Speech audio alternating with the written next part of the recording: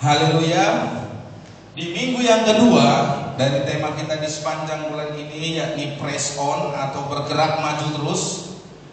Tema kita di minggu kedua adalah bersikaplah tabah atau be strong and courageous. Nah, seorang hamba Tuhan dan juga seorang pendeta, seorang penulis, seorang yang biasa menyampaikan firman Tuhan lewat televisi, namanya adalah Robert Hasbuller. Dia menulis suatu buku. Nah, bukunya adalah, dia beri judul How Times Never Last, But How People Do. Yang kalau saya terjemahkan supaya Bapak Ibu bisa memahaminya dengan baik adalah sebagai berikut. Masa sukar itu tidak akan kunjung berakhir, namun orang yang tabah akan mampu bertahan sampai akhir. Saya ulangi, masa sukar tidak akan kunjung berakhir, namun orang yang tabah akan mampu bertahan sampai akhir. Bapak Ibu, adalah suatu realitas yang tidak dapat dipungkiri bahwa yang namanya kesukaran selama kita hidup di dunia ini tidak akan pernah berakhir. Mau Anda suka tidak suka, diakui atau tidak diakui, kesukaran itu pasti akan datang silih berganti dalam kehidupan kita. Oleh karena itu, karena ada situasi yang tidak dapat kita elakkan dalam hidup ini, yang tidak dapat kita hindari dalam hidup ini, ada satu sikap di antara begitu banyak sikap yang perlu kita miliki. Yang perlu kita miliki adalah ketabahan, atau sikap tidak mudah menyerah. Oleh karena itu, benarlah tadi kalau dikatakan oleh Robert Schuller, how time never lasts, but how people do. Masa sukar itu tidak akan pernah kunjung berakhir. Tidak akan pernah kunjung berakhir. Ada yang memang datang diundang, tapi ada yang datang memang tidak diundang. Itulah kesukaran. Tapi orang yang tabah akan mampu bertahan sampai akhir. Itu artinya juga, saudara, bila kita tidak dapat meniadakan kesukaran, bukan berarti dengan demikian hidup kita harus menjadi berantakan. Karena ada begitu banyak kesukaran dalam hidup ini, bukan berarti hidup kita jadi berantakan oleh kesukaran-kesukaran tersebut. Sebab sesungguhnya masih ada yang dapat kita lakukan, yaitu apa? Membangun sikap yang tabah. Ikuti perkataan saya, membangun sikap yang tabah. Kurang semangat, membangun sikap yang tabah. Itu yang perlu ada dalam diri kita. Itu yang perlu kita lakukan. Sikap itu pula yang Tuhan inginkan ada dalam diri Yosua. Yosua yang diangkat menjadi pemimpin bangsa Israel. Yosua yang akan membawa bangsa Israel untuk masuk ke tanah perjanjian, yakni negeri Kanaan. Sekarang mereka sudah tiba. Mereka ada di sisi timur Sungai Yordan. Di seberang Sungai Yordan ada negeri Kanaan, tanah perjanjian yang Tuhan janjikan ratusan tahun yang lalu lewat nenek moyang mereka. Nah, untuk masuk ke negeri yang Tuhan janjikan, negeri Kanaan tersebut, Yosua Tuhan peringatkan 3 kali untuk Tuhan mau dia mempunyai sikap yang tabah. Mengapa? Karena di dalam menuju ke tanah perjanjian tersebut, bukannya tidak ada halangan, bukan tidak ada rintangan, bukan tidak ada kesukaran. Justru Tuhan ingatkan dia 3 kali. Tuhan sampaikan, kuatkan dan teguhkanlah hatimu. Karena apa? Karena di depan sana tanah perjanjian yang Tuhan janjikan bagi mereka banyak tantangannya. Mari kita lihat apa yang Tuhan sampaikan, apa yang Tuhan firmankan kepada Yosua yang akan memimpin bangsa Israel masuk ke negeri Kanaan, tanah perjanjian yang Tuhan janjikan bagi bangsa ini. Di dalam Yosua pasal yang pertama ayat yang ke-6 sampai dengan 9 dikatakan sebagai berikut. Firman Tuhan kepada Yosua di ayat yang ke-6, kuatkan dan teguhkanlah hati, sebab sebab engkaulah yang akan memimpin bangsa ini memiliki negeri yang kujanjikan dengan bersumpah kepada nenek moyang mereka untuk diberikan kepada mereka. Tuhan ulangi lagi firman-Nya, hanya kuatkan dan teguhkanlah hatimu, dengan sungguh-sungguh bertindaklah hati-hati sesuai dengan seluruh hukum yang telah diperintahkan kepadamu oleh hamba-Ku Musa. Janganlah menyimpang ke kanan atau ke kiri, supaya engkau beruntung kemanapun engkau pergi. Ayat yang ke-8. Janganlah engkau lupa memperkatakan kitab Taurat ini, tetapi renungkanlah itu siang dan malam, supaya engkau bertindak hati-hati sesuai dengan segala yang tertulis di dalamnya. Sebab dengan demikian perjalananmu akan berhasil dan engkau akan beruntung. Ayat yang ke-9. Bukankah telah kuperintahkan kepadamu, kuatkan dan teguhkanlah hatimu, janganlah kecut dan tawar hati, sebab Tuhan Allahmu menyertai engkau kemanapun engkau pergi. Nah, Bapak Ibu Saudari, ayat-ayat yang baru saja kita baca tadi, ya, dari ayat-ayat tersebut ada beberapa hal yang harus kita ketahui. Yang pertama, firman Tuhan tadi, yaitu ayat 6 sampai dengan ayat 9, disampaikan kepada Yosua ketika ia dan bangsa Israel tiba di sisi timur Sungai Yordan.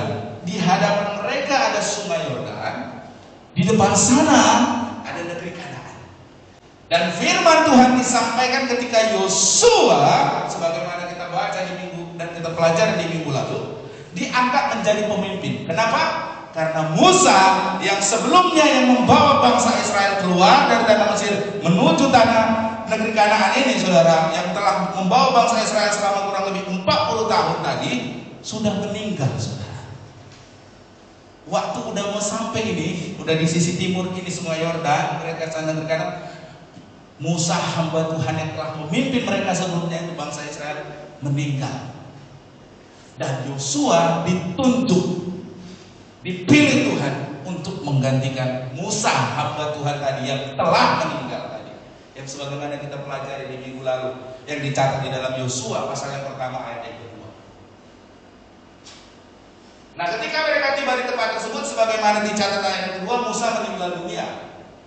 Nah, sedangkan negeri yang terbentang di hadapan mereka, yaitu negeri Kanaan, adalah negeri yang tidak pernah mereka kunjungin sebelumnya. Artinya bangsa Israel tidak ada pernah yang mengunjungi sana kecuali Yosua dan Kaleb. Kalau saudara masih ingat kisah 12 pengintai, ada Yosua dan Kaleb dan 10 pengintai lainnya. Hanya Yosua dan Kaleb. Tapi seluruh bangsa itu tidak pernah ini. Tidak pernah ke negeri tersebut. Ini asing bagi mereka. Mereka tidak tahu keadaan di sana.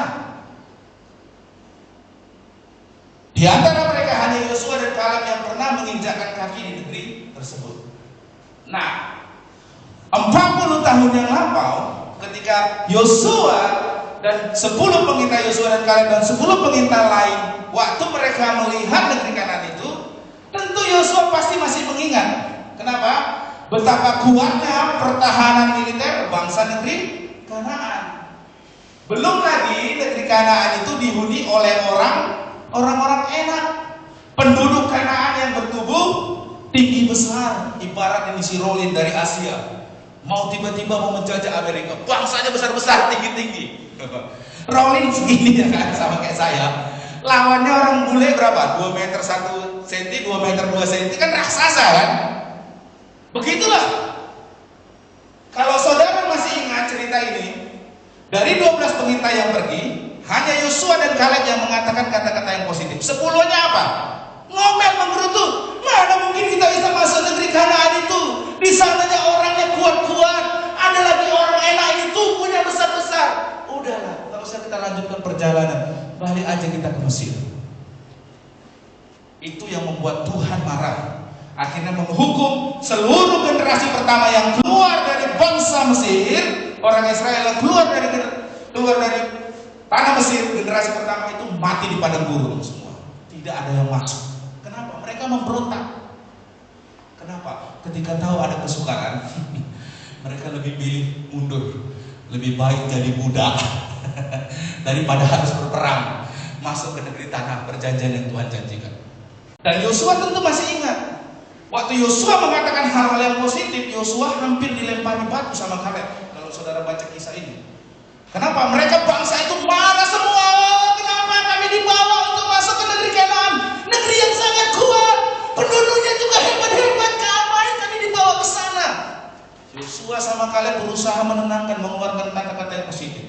Tapi kalau kita baca cerita itu, Yosua dan Kaleb hampir dilontari batu sampai mati. Nah, kalau dahulu 40 tahun yang lalu mereka hendak memasuki negeri Kanaan dari sisi selatan, yaitu dari Kades Barnea. Sekarang mereka akan memasukinya dari sisi timur. Kalau dahulu harusnya mereka masuk dari sisi selatan, tetapi sekarang di bawah Yosua mereka harus melewatinya dari sisi timur. Ini perbedaannya, saudara. Hal ini jauh lebih sukar. Masuk dari sisi timur jauh lebih sukar dibandingkan masuk dari sisi selatan. Mengapa? Karena mereka harus terlebih dahulu menyeberangi Sungai Yordan, yang saat itu sebagaimana dicatat di dalam Yosua pasal 3 ayat 15 sedang dalam keadaan banjir. Ada rintangan pertama, yaitu apa? Menyeberangi Sungai Yordan. Mereka harus menyeberangi itu. Ada rintangan yang pertama. Dan yang kedua, lebih jauh sesudah mereka menyeberangi Sungai Yordan, mereka akan berhadapan dengan kota Yeriko, kota yang dikelilingi oleh benteng yang sangat kuat dan tebal. Dan Yeriko mempunyai benteng yang mengelilingi kota tersebut adalah benteng yang sangat kuat, kokoh dan tebal. Ada rintangan,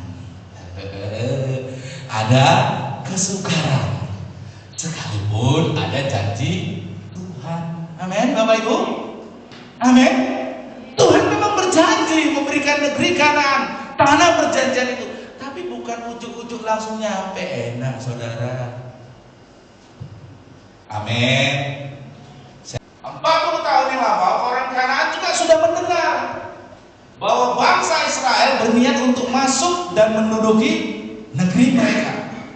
Jelas mereka tidak akan menyerahkan negeri tersebut secara sukarela, sehingga dapat diperkirakan bahwa bangsa negeri Kanaan sudah bersiap jika sewaktu-waktu bangsa Israel memasuki negeri mereka. 40 tahun yang lampau udah didengar ini desas-desusnya bahwa orang Israel mau datang ke negeri kita, mau berebut dan menguasai negeri kita. Udahlah, kita kasih aja negeri kita. Nah Israel gitu. Nah Israel ya silahkan datanglah, rebutlah tanah kami, ore gitu. Tidak ada, mereka akan bersiap. Kalau saudara mendengar berita hari-hari ini, Rusia menginvasi Ukraina. Rusia itu kekuatan militernya jauh lebih besar, jauh lebih kuat dibandingkan Ukraina. Wajar kalau diinvasi. Militer Israel tidak jauh lebih kuat daripada militer negeri Kanaan. Ditambah lagi, udah bersiap-siap lah. Oh, udah mau datang ini, kita siap-siap. Nah, tugas yang diterima Yosua dalam memimpin bangsa Israel untuk menjangkau masa depan bangsa ini adalah tugas yang penuh tantangan. Tugas yang penuh tantangan. Amin. Tugas yang penuh tantangan. Karena penuh tantangan, penuh kesukaran, itu sebabnya 3 kali Tuhan ingatkan Yosua. Apa firman Tuhan tadi? Kuatkan dan teguhkanlah hatimu. Karena di depan ini sama ini penuh dengan tantangan, penuh dengan kesukaran. Oleh karena itu kuatkan dan teguhkanlah hatimu. Janganlah engkau tawar hati. Jadi Tuhan memberi perintah kepada Yosua, bukan himbauan. Bukan Yosua, kalau engkau mau engkau bisa menguatkan hatimu dan teguhkan, kalau engkau mau ya udah nggak apa-apa. Tidak, saudara. Di ayat yang ke-9, Tuhan di ayat yang ke-9 bilang, bukankah telah kuperintahkan. Artinya ini bukan hanya Tuhan berfirman, tapi Tuhan Supaya Yosua jangan apa? Kecut dan kalah hati, tapi dia harus punya kekuatan hati dan keteguhan hati. Ini bukan himbauan. Nah, saya percaya kuatkan dan teguhkanlah hatimu yang Tuhan maksudkan kepada Yosua harus juga menjadi perintah dalam hidup kita. Dalam menghadapi pancaroba yang penuh dengan perubahan ini, maka ketabahan, yang sikap tidak mudah menyerah itu, atau hati yang kuat dan teguh, haruslah mewarnai diri kita. Kalau kita baca Bapak Ibu di dalam Yosua pasal yang 6 ayat sampai 9, Tuhan tidak hanya memerintahkan Yosua untuk mempunyai kekuatan hati dan keteguhan hati, tapi Tuhan juga mengajari langkah-langkah kepada Yosua agar ia mampu memiliki keteguhan dan kekuatan untuk punya hati yang teguh. Saudara, disampaikan di ayat 6 sampai 9 yang baru kita baca tersebut. Nah, dari sana kita belajar bagaimana cara langkah-langkah untuk membangun sikap yang tabah. Saudara harus membangunnya dengan 3 hal ini. Yang pertama adalah langkah-langkah untuk membangun sikap yang tabah adalah mengisi pikiran dengan firman Tuhan. Saya ulangi, langkah untuk membuat engkau menjadi pribadi yang tabah, yang tidak mudah menyerah, yang punya kekuatan dan keteguhan hati adalah mengisi pikiran dengan firman Tuhan. Mengisi pikiran dengan firman Tuhan. Itulah yang dikatakan di ayat yang ke-8. Janganlah engkau lupa memperkatakan kitab Taurat ini, tetapi renungkanlah itu siang dan malam. Tuhan mengingatkan Yosua untuk merenungkan kitab Taurat atau firman Tuhan itu siang dan malam. Apa yang dimaksudkan dengan merenungkan firman Tuhan siang dan malam? Nah, merenungkan dalam bahasa Ibrani adalah haga, yang artinya to ponder, merenungkan, atau to murmur, yang artinya bergumam. Kalau kita masih ingat saudara, di tahun yang lalu kita belajar tentang 7 disiplin rohani, tentang merenungkan firman Tuhan. Kalau saudara masih ingat, itu judul firmannya perenungan yang menyegarkan. Apa yang dimaksudkan dengan merenungkan firman Tuhan? Yang dimaksudkan merenungkan firman Tuhan adalah membaca firman Tuhan secara apa? Perlahan dan berulang-ulang. Firman Tuhan itu bukan hanya sekedar informasi yang saudara dapatkan, tapi adalah saudara membangun relasi melalui tulisan atau surat yang Tuhan kirimkan melalui firman. Anda membangun relasi. Kalau Anda membaca koran, Anda nggak perlu relasi. Saya nggak mau tahu siapa yang nulis koran ini. Dan informasinya begitu saya dapat sudah selesai, saya nggak mau baca lagi.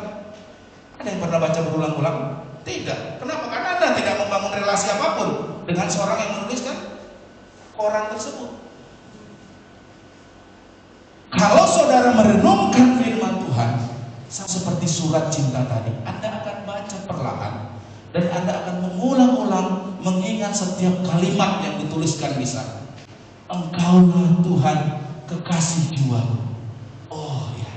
Baru kalau Tuhan bilang seperti kata Daud bahwa aku ini adalah biji mata Tuhan. Oh ya Tuhan, aku berharga di mata Tuhan. Oh, aku ini adalah kekasih jiwa Tuhan. Oh iya. Nah, saudara, kalau kita mengingat hal tersebut, mengisi pikiran kita dengan firman-firman Tuhan yang positif tersebut, maka kita akan mempunyai kekuatan dalam hidup ini. Betul? Nah, firman Tuhan itu harus kita perlakukan seperti surat cintanya Tuhan kepada kita. Kita perlu membacanya berulang-ulang, bukan hanya informasi. Karena kalau hanya sekedar informasi tidak akan mentransformasi saudara. Tujuan dari merenungkan firman Tuhan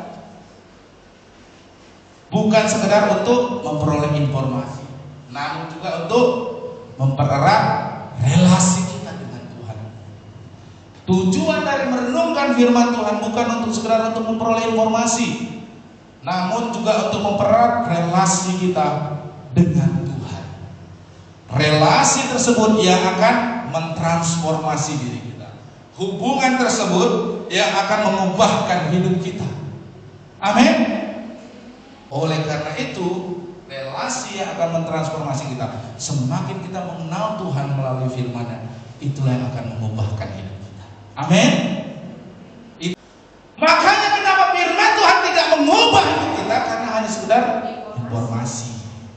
Nggak akan pernah mengubah, capek mau kayak gimana.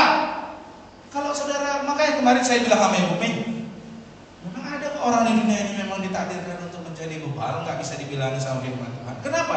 Firman Tuhan itu kurang luar biasa apa? Adakah orang Farisi mendengarkannya? Adakah orang Farisi berubah? Tidak. Yudas bersama dengan Tuhan Yesus, tetapkah Yudas menjadi pengkhianat? Tetap. Nah, saya belajar saudara, firman Tuhan itu jangan hanya sekedar informasi. Jangan. Kalau hanya sekedar informasi tidak akan mengubahkan. Orang tua itu tahu bagaimana capek menginformasikan anaknya tentang harapan menjadi apa seperti di masa depan. Betul? Tapi kalau anaknya berelasi dengan orang yang tidak baik, percuma informasinya mau apapun diberikan. Karena hanya relasi yang akan mengubahkan. Bagaimana relasimu selama ini dengan Tuhan? Pertanyaannya kan seperti itu. Bagaimana relasimu sama dengan Tuhan? Bagaimana? Adakah relasimu itu mengubah dirimu? Ataukah firman Tuhan itu hanya sekedar informasi yang tidak berpengaruh apapun dalam hidup?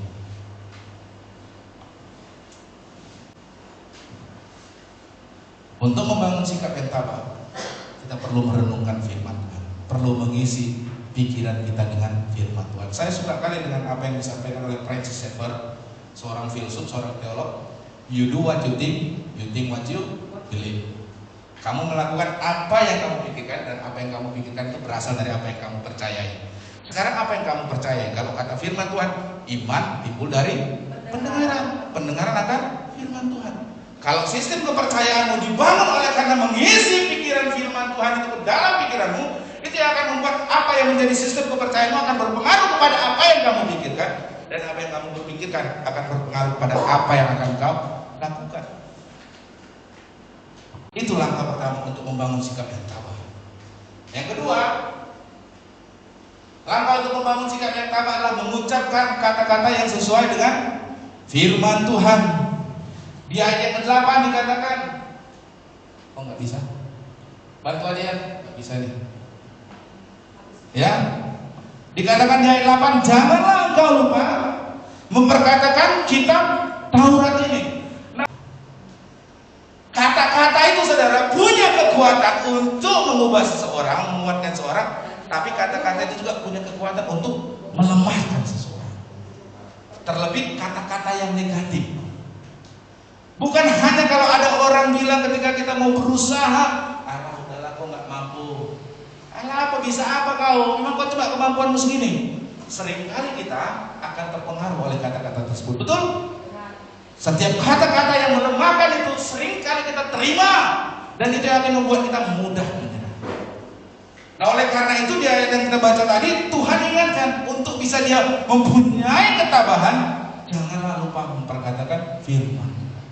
Karena kata-kata yang masuk ke dalam diri kita itu sangat mempengaruhi tindakan kita loh saudara. Apakah itu kata-kata positif? Apakah itu kata-kata negatif? Itu sangat mempengaruhi. Nah Norman Wright di dalam bukunya next ya, A Better Way to Think, atau suatu cara yang lebih baik untuk berpikir. Dia seorang profesor konselor Kristen. Dia menekankan pentingnya untuk berkata-kata positif kepada diri kita sendiri. Saya ulangi, dia menekankan pentingnya untuk berkata-kata positif kepada diri kita sendiri, atau yang dia istilahkan self-talk, berbicara kepada diri sendiri. Apa katanya? Next. Is our self-talk all that important? Absolutely. What you say to yourself can control and direct your life, build or destroy relationship, determine whether you fail or succeed. Yang artinya, next, apakah kata-kata yang kita ucapkan kepada diri kita sendiri sedemikian pentingnya, sangat apa yang Anda katakan kepada diri Anda sendiri dapat mengendalikan dan mengarahkan hidup membangun atau menghancurkan hubungan, menentukan apakah Anda akan gagal atau berhasil. Berbicara kepada diri kita sendiri, memperkatakan sesuatu itu sangat besar dampaknya, saudara. Sebagai contoh, kalau sedikit-sedikit kita berkata kepada diri kita sendiri, aduh repot, sedikit-sedikit nggak bisa, udahlah jangan. Kalau kita selalu memperkatakan itu kepada diri kita sendiri, kira-kira apa yang terjadi di depan?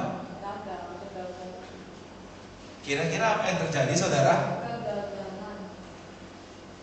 Ketika menghadapi kesukaran, memang aku kayak gini ya dari dulu, nasibku sudah begini, disalahinnya nasib terus, ya kan? Terus kenapa aku begini? Karena orang-orang itu nggak menolong aku, disalahkan orang lain. Pokoknya diisi kata-katanya kepada dirinya sendiri itu dengan kata-kata yang negatif. Dan ini sangat menentukan, saudara. Makanya saya suka kalau bertemu dengan beberapa orang gitu ya. Saya lihat dia percaya dirinya tinggi, berarti dia memperkatakan kepada dirinya hal-hal yang positif. Kenapa? Dia begitu percaya diri. Saya senang sekali sama orang yang percaya diri, saudara. Baik itu yang nyanyi, main musik, atau tampil ke depan, saya senang. Karena apa? Berarti dia memperkatakan sesuatu kepada dirinya hal yang positif, sehingga dia percaya diri. Ya, saya mampu, saya bisa. Kalau orang yang memperkatakan kepada dirinya sendiri hal yang negatif, tercermin, saudara. Nggak bisa. Gimana ya? Aduh repot. Kalau bisa jangan. Yang lain aja. Saya nggak mampu. Saya nggak bisa. Karena apa? Dia sendiri memperkatakan kepada dirinya hal yang negatif. Oleh karena itu memperkatakan firman Tuhan itu kan sangat penting. Ketika engkau menghadapi pencobaan yang berat, jangan salahkan Tuhan. Jangan salahkan orang lain lalu memperkatakan kepada dirimu sendiri, nasibku lah begini. Nah, jangan. Itu justru melemahkan kamu. Kalau engkau ketika menghadapi tantangan kesukaran, katakan firman Tuhan, perkatakan firman Tuhan. Firman Tuhan apa? Segala perkara dapat kutanggung di dalam Dia yang memberi kekuatan padaku. Saudara kira-kira makin lemah atau menjadi kuat? Kuat. Amin. Kuat. Karena memperkatakan firman Tuhan itu kepada diri Anda. Ketika menghadapi kesukaran, kesulitan, segala perkara dapat kutanggung di dalam Dia yang memberi kekuatan kepada engkau menjadi kuat. Makanya perlu memperkatakan firman Tuhan. Self-talk, berkatalah kepada diri Anda firman Tuhan, sehingga itu akan memberikan Anda kekuatan dan keteguhan hati. Amin. Amin. Karena apa yang Anda katakan kepada diri Anda sendiri sangat mempengaruhi. Dapat mengendalikan, dapat mengarahkan hidup Anda, dapat membangun atau menghancurkan, menentukan apakah Anda akan gagal atau berhasil.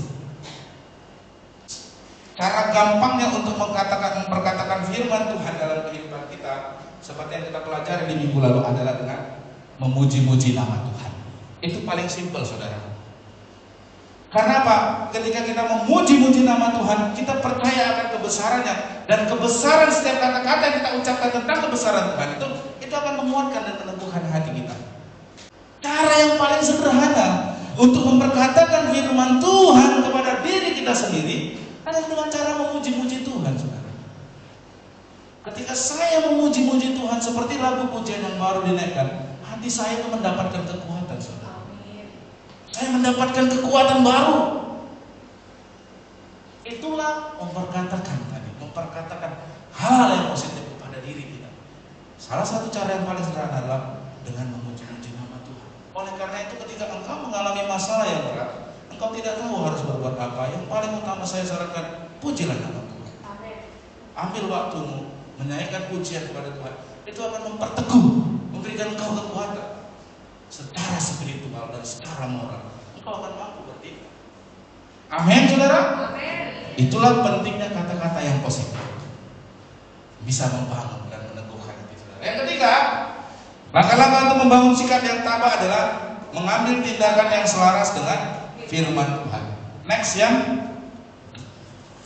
hanya kuatkan dan teguh Teguhkanlah hatimu dengan sungguh-sungguh dan bertindaklah hati-hati sesuai dengan seluruh hukum yang telah diperintahkan kepadamu oleh hamba Musa. Janganlah engkau menyimpang ke kanan atau ke kiri, supaya engkau beruntung kemanapun engkau pergi. Janganlah engkau lupa memperkatakan kitab Taurat ini, tetapi renungkanlah itu siang dan malam, supaya engkau bertindak hati-hati sesuai dengan segala yang tertulis di dalamnya. Tuhan mengingatkan sekarang bahwa engkau sekarang sudah mengisi hidupmu dengan firman Tuhan. Engkau sudah, jangan lupa untuk memperkatakan firman Tuhan itu, tapi juga engkau harus bertindak sesuai atau selaras dengan firman Tuhan itu. Tuhan ingatkan di sana Yosua pentingnya untuk bertindak sesuai dengan firman Tuhan, supaya engkau tidak melenceng ke kanan, tidak melenceng ke kiri, tapi engkau bertindak sesuai dengan firman Tuhan. Nah, sekarang dalam bertindak ada dua pilihan. Yang pertama, bertindak dengan mengikuti perasaan kita, atau yang kedua, bertindak agar perasaan yang mengikuti tindakan kita. Ini dua hal yang berbeda, saudara. Kalau kita bertindak dengan mengikuti perasaan kita, maka biasanya tindakan kita tidak sehat, dan tindakan kita bisa saja keliru. Contoh, orang yang lagi marah karena sedang lagi marah, biasanya tindakannya seperti apa, saudara? Membabi buta, kan? Brutal. Oleh karena itu, jangan bertindak karena mengikuti perasaan, tapi bertindaklah supaya perasaan tersebut yang akan mengikuti tindakan kita. Sebagai contoh, kalau saudara ingin memiliki hidup yang dapat mengasihi orang lain, apa yang perlu dilakukan? Supaya perasaan Anda itu benar-benar bisa memiliki kasih tadi, apa yang saudara lakukan? Yang pertama, sederhananya, saudara ketika ketemu orang tersebut, Anda menyapanya dengan ramah. Kemudian kalau Anda memiliki sesuatu, ya, entah makanan, entah minuman, Anda kasih ke dia. Misalnya Anda lagi lihat dia, melihat dalam keadaan kesulitan, saudara berikan sesuatu. Ikut gak? Muncul gak nanti lama-lama perasaan kasihnya? Muncul. Karena apa? Begitu Anda melakukan tindakan, perasaan Anda akan dibawa ke sana.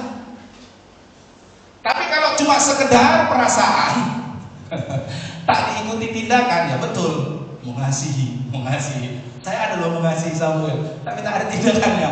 NATO, tahu NATO? Not action, talk only. Nggak ada tindakan, bicara doang. Seringkali tindakan-tindakan kita itu tidak mengkonfirmasi perasaan bahwa Tuhan itu baik, gitu loh maksud saya. Ya kan?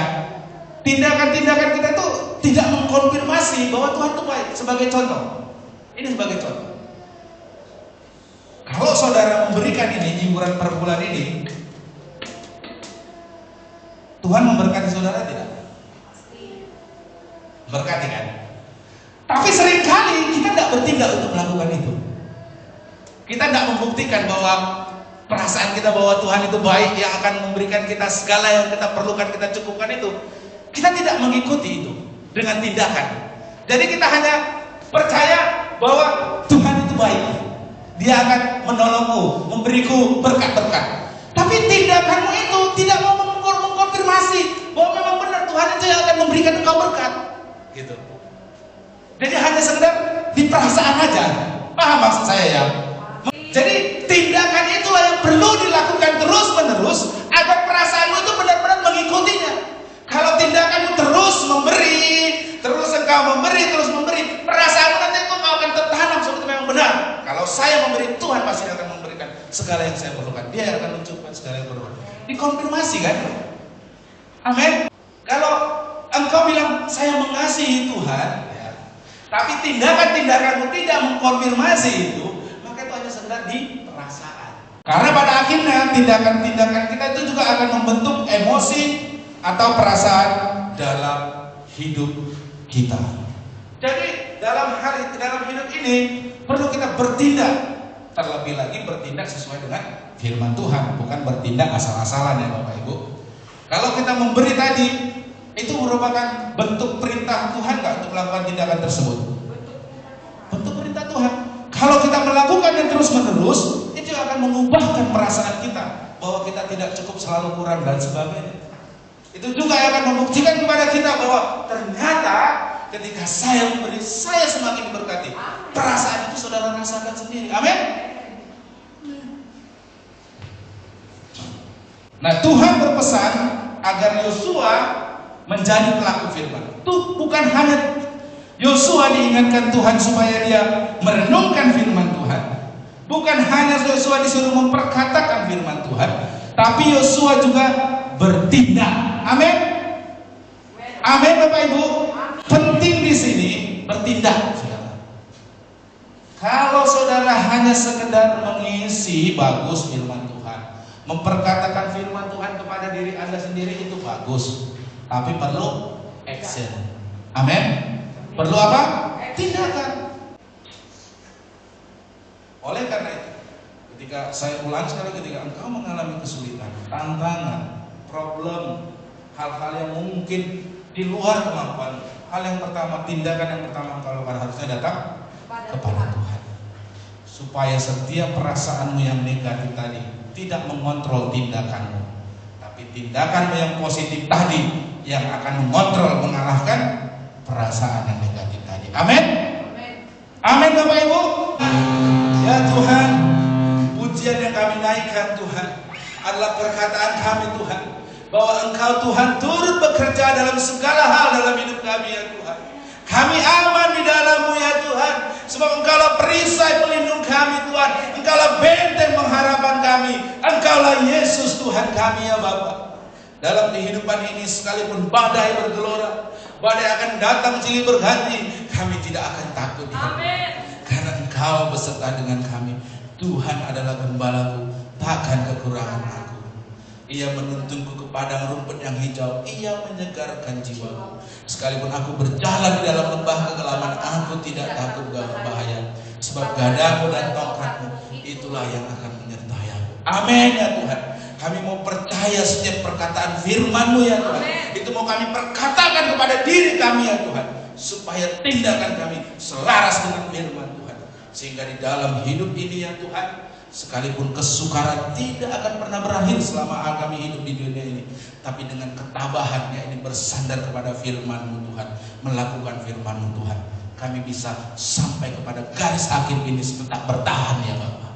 Terima kasih ya Tuhan. Terima kasih untuk kebenaran firman-Mu ini ya Bapak, biar meneguhkan, menguatkan kami, menambahkan iman percaya kami di dalam Engkau ya Bapak. Karena kami percaya seperti Engkau yang firmankan kepada Yosua, kalau kami melakukan ini, maka kehidupan kami akan beruntung dan berhasil. Kami percaya Tuhan, seperti apa yang Kau sampaikan di dalam Mazmur pasal yang pertama, orang yang merenungkan Taurat Tuhan itu siang dan malam, ia seperti pohon yang ditanam di tepi aliran air, yang tidak layu daunnya, yang akan berbuah setiap musimnya. Dan kami percaya itu juga yang akan terjadi dalam kehidupan kami, dan apa saja yang akan diperbuatnya berhasil oleh karena Engkau ya Tuhan. Kami mau itu dalam kehidupan kami ya Tuhan. Kami mau menjadi orang yang beruntung dan berhasil. Sekalipun kami menghadapi kesukaran dan tantangan, tapi kami mau menjadi orang yang beruntung dan berhasil, karena Tuhan, Engkau yang menyertai kami, Engkau yang berjalan bersama dengan kami, Engkau yang menuntun kami ya Bapa. Terima kasih ya Tuhan Yesus. Terima kasih. Kami sungguh sangat mengucap syukur di dalam nama Tuhan Yesus. Kami telah berdoa dan mengucap syukur. Haleluya. Amin.